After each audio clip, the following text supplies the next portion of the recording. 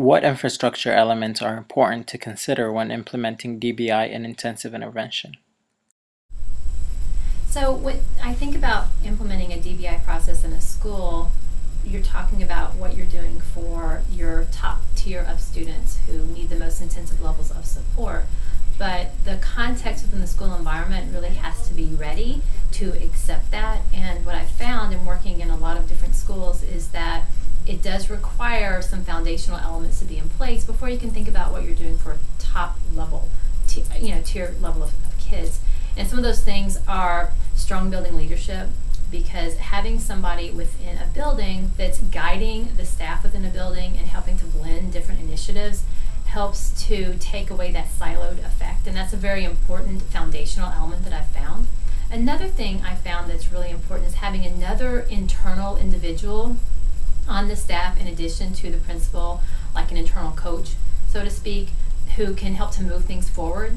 So in combination with the principal or in the absence of the principal, there is still a sustained effort to move things forward.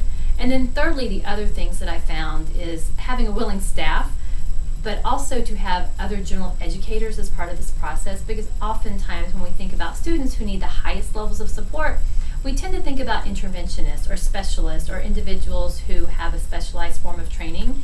But those types of supports only happen with those individuals, and without the general educators really being on board and being willing to take some of the interventions and supports and apply them in the classroom to help generalize that ability so that students can actually move further faster, that's a very important element. So the buildings where I've seen most success, the teams are heavily comprised of general educators. And in one particular building that I work in, general educators lead the conversation and lead the team meetings. So that's been a really important factor that I think that in the most successful building that I'm in, those are the elements that have really caused that building to embrace the DBI effort, because they have these things in place and they didn't have to waste time getting those things in place. Concurrently, in buildings where those things are not in place, we do have to spend time putting those foundational elements in place, because without them, you're delivering something they're not ready to hear, and they can't take that and apply it immediately. You have to help them learn how to apply those within the context of their building. So it's really important not to overlook the fact that the infrastructure has to be ready to breed this initiative within the context of that building.